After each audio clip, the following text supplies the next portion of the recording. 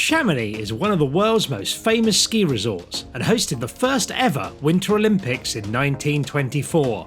Oh, what's it really like? Sounds like a job for YouTube's most dedicated ski resort reviewer. Let's go! Chamonix is located in the French Alps and is really easy to get to. It's just 1 hour and 15 minutes from Geneva Airport and has its own train station. Or, if you're an idiot like me, you can drive. It's just over 8 hours from Calais to the town in clear traffic, with motorways or dual carriageways right up to the resort. Roads were kept clear of snow, and unless there's a big dump as you're arriving, you'll probably get away without snow chains, but maybe pack some just in case.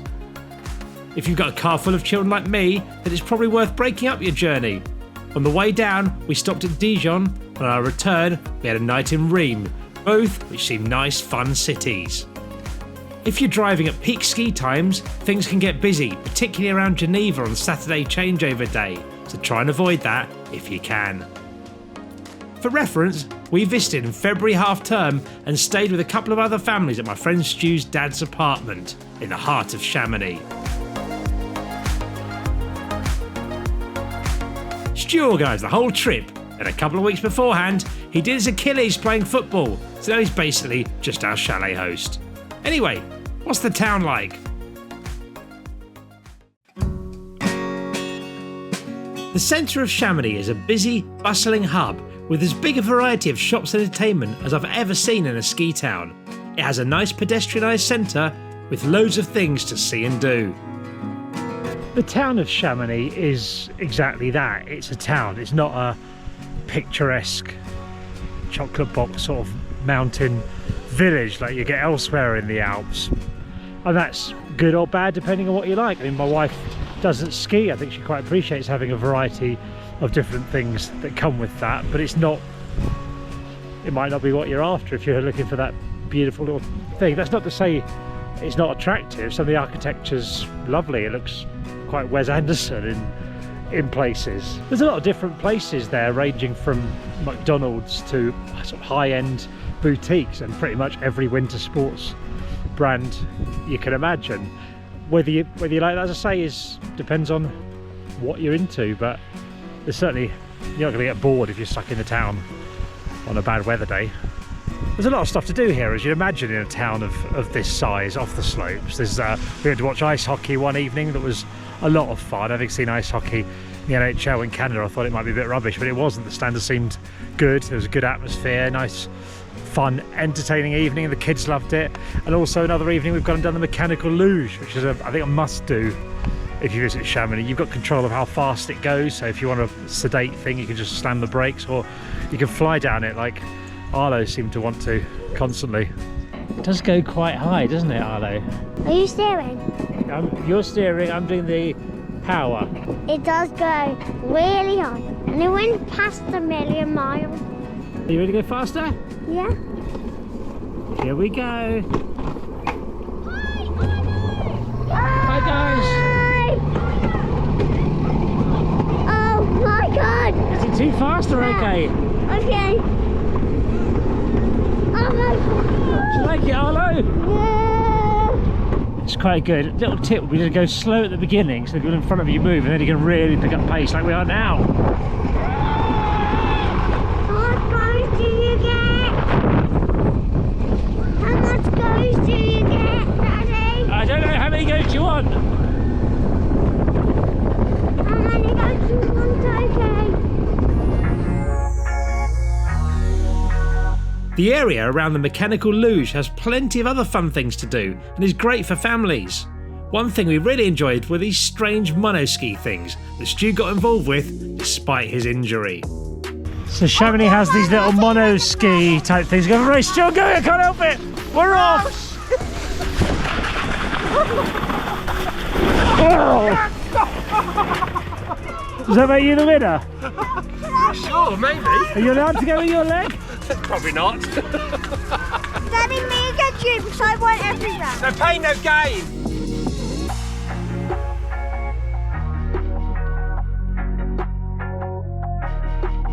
There's quite a lot of sort of family fun activities at Les Planards.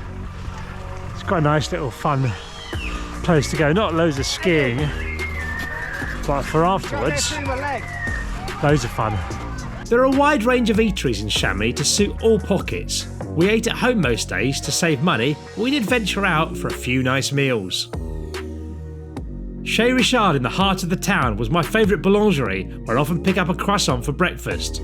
Had a few cakes too. Does that make it a patisserie? Can never remember. South Bar in Chamonix Sud had decent burgers and pizzas with nice beers and indoor and outdoor seating. Le Sirac is a lovely traditional restaurant with classic Savoyard fare like fondue and tartiflette. They're also very tolerant of our big group of noisy children and had fabulous wine.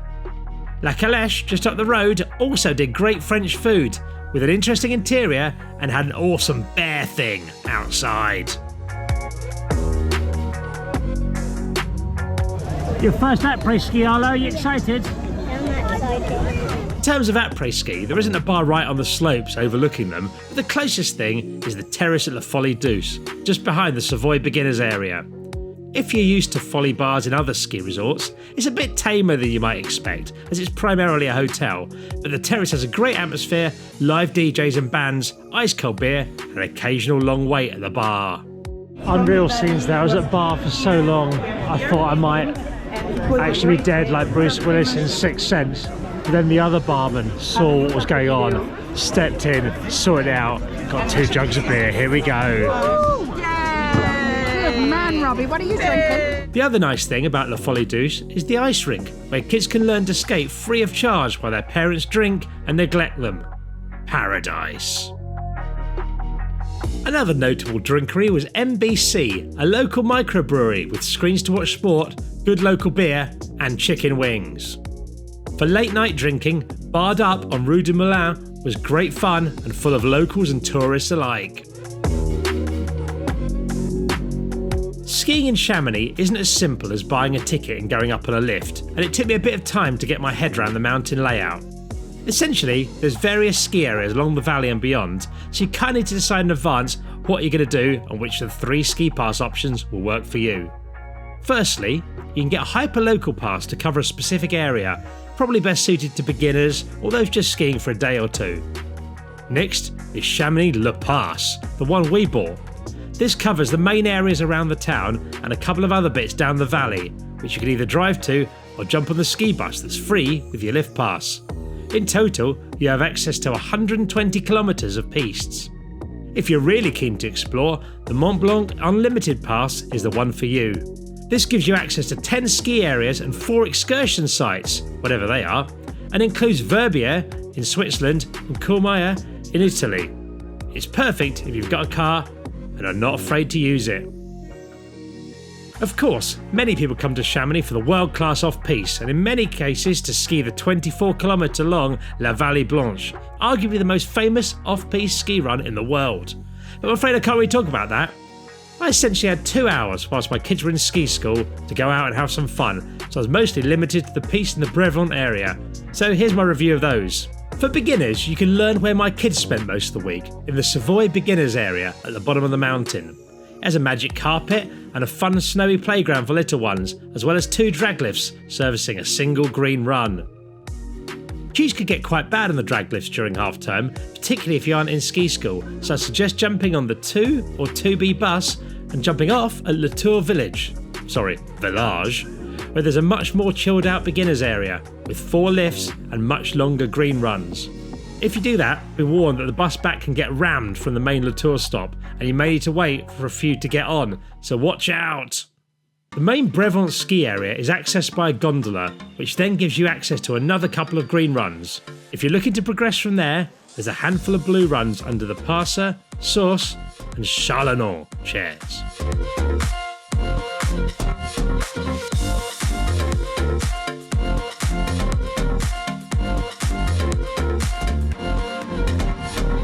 Cornu chairlift opens up the only reds in the area, which are a huge amount of fun on powder days. I particularly liked the Cornu run itself. There's also lovely patches of off-piste here if you're comfortable turning in deep snow. If you're looking for expert pisted terrain, the main black run in the area is accessed by the Brevant cable car, which starts where the gondola stops. There are incredible views to be had there, with a real edge of the world feel as you look out into the backcountry.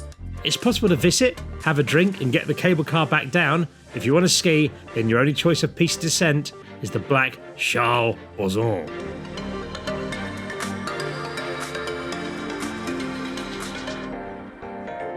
It's not the toughest black you'll ever do, but you do get that feeling of being on the edge of the world with cliffs around the edges and terrifying signs about dying if you go off the edge. There we go, here's one now. Danger.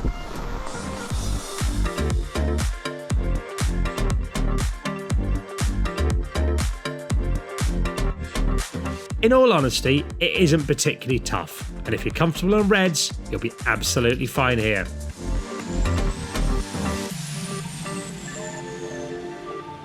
I found the lift system to be pretty good. Could probably do with a bit more capacity down at the bottom in the beginners area, Savoy I think it's called. But up the hill, they're fairly fast. This is one of the slower ones, the source one, but particularly the one that covers the blue runs over there, the fast 6-man one's excellent. It's got really like an automatic lifting and raising bar as well, and yeah, can't fault the lift system. It's not been that busy considering it's half term. Up the hill generally doesn't feel too cramped. I mean, there's the occasional bottleneck, and obviously when there's groups of ski school kids you've got to sort of slow down and work your way past them, but generally it hasn't been too busy in this particular area. I understand that Grand Montaigne is supposed to be busier. Overall, if you get one of the bigger, more expensive passes, there's a lot of skiing that you can do over the course of a week, but in Chamonix, the town itself, there's just not that many pisted runs.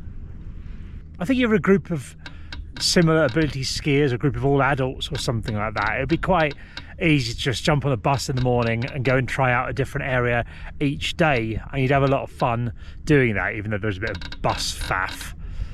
But the thing is, when you've got your kids in ski school and you've got 2.5 hours in the morning, you don't get to that much variety. I mean, I think I've skied pretty much all the runs in this vicinity in the first day or two.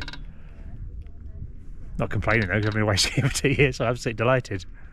I think another thing Chamonix does is similar to a lot of resorts that don't have a great number or great variety of pistes. They try and fit the pistes into a nice spread of run colours, essentially. There's blues here that are quite steep compared to a lot of other resorts, and equally the main black run up here could be a red elsewhere. I think they just try and get that blend for the piste map. It doesn't necessarily reflect what each of the runs are like.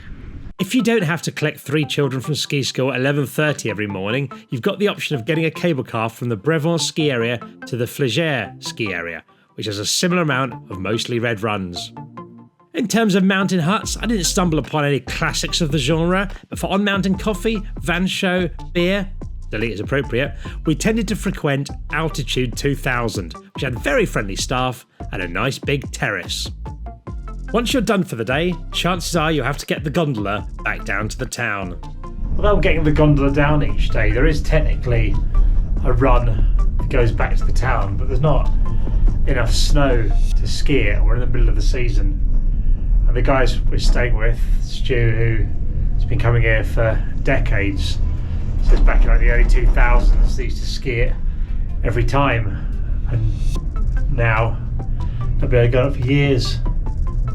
Climate change, ranking it.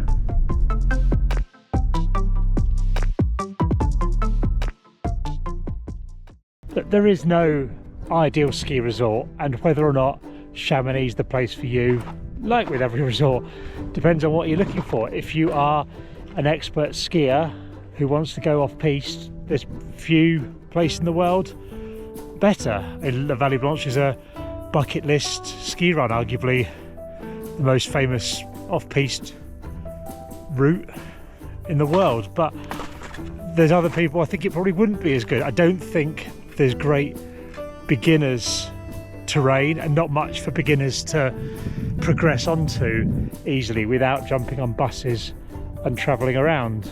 If part of your group are in ski school, you might struggle a bit here because you can't jump on a bus first thing in the morning and go elsewhere to another area.